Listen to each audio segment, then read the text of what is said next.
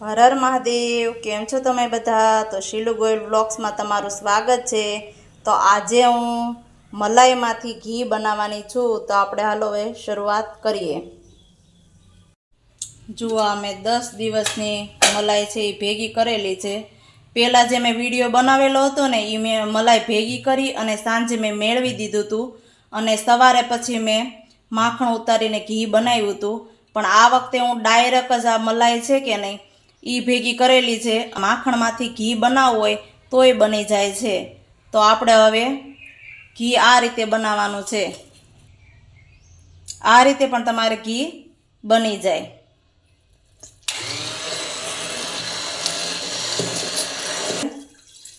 થોડું પાણી લેવાનું છે। પાણી તમારે જે નોર્મલ જે પાણી છે ને એ જ લેવાનું છે। 2 થી 3 મિનિટ તમારે ફેરવવાનું। આની કઈ ઝંઝટ ન કરવી હોય તો પછી આ ડાયરેક્ટ તમારે મલાઈમાંથી ઘી બનાવી નખાય। જો છૂટું પરવા મળ્યું માખણ। હવે પાછું આપણે થોડુંક પાણી નાખવાનું છે। જેમ પાણી નાખશો ને એમ વધારે છૂટું પડશે।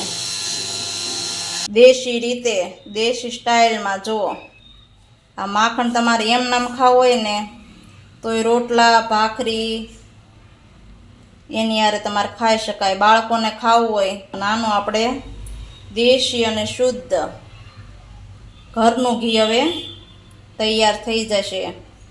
આ પાછી બહુ લાંબી કાંઈ માથાકૂટે નથી। ફટાફટ જો 2 થી 3 મિનિટ જ મેં ફેરવું છે। હવે આપણે બધું માખણ છાશ નિતારીને કાઢી લેવાનું છે। જે તપેલીમાં તમારે ઘી બનાવવાનું હોય એમાં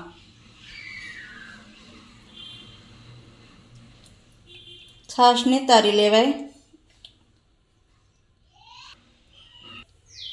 વધારાની છાશ હોય કાઢી લેવાય એમાં। પછી આને 2 પાણીએ ધોઈ નાખવાનું એટલે મલાઈનું ઘી છે એટલે વાસ ન આવે। 2 પાણીએ તમારે ધોઈ નાખો ને એટલે સરસ થઈ જાય માખણ। નવું પાણી લઈને પછી જ્યાં સુધી આમ ચોખ્ખું પાણી ન નીકળે ત્યાં સુધી 2 વાર ધોઈ નાખવાનું। મલાઈનું ઘી થાય પણ તોય તમારે વાસ નહીં આવે।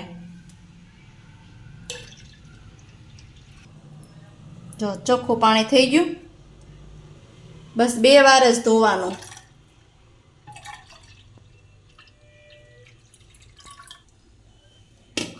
હવે તમારે માખણ જો ખાવું હોય તો આમાંથી લઈ લેવાનું નહીંતર પછી ઘી બનાવી નાખવાનું। માખણ મૂકી દઈએ। તમારે જો ફૂલ રાખવો હોય તો તમારે બાજુમાં ઊભું રહેવાનું અને થોડું હલાવવાનું થોડી વાર એટલે નીચે દાજી ન જાય। ઘી ગરમ થાય ત્યાં સુધીમાં આપણે બ્લેન્ડર ગરમ પાણીમાં ધોઈ નાખવાનું। જો આપણે બ્લેન્ડર ગરમ પાણીમાં ધોયું તો જુઓ એકદમ ચોખ્ખું થઈ જાય એટલે ગરમ પાણીમાં તમારે ધોઈ નાખવાનું। જો આવી રીતે ઉકળે પછી આપણે ચમચીથી ફેરવી લેવાનું અને આ ફીણા બધા નીચે બેસાડી દેવાના। થોડી વારે આપણે ફેરવવાનું એટલે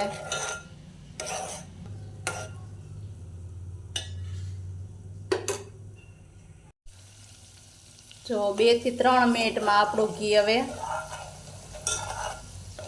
બની ગયું છે। હલાવતું રહેવાનું તમારે। ગેસ થોડોક મીડિયમ રાખવાનો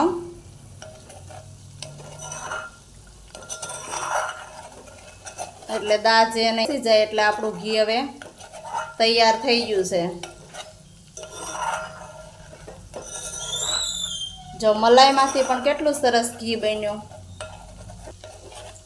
હવે ગેસ બંધ કરી દઈએ અને થોડી વાર ઠંડુ થવા દઈએ। હવે આપણે તૈયાર થઈ ગયું ઠંડુ થઈ ગયું એટલે હવે ગાળી લઈએ।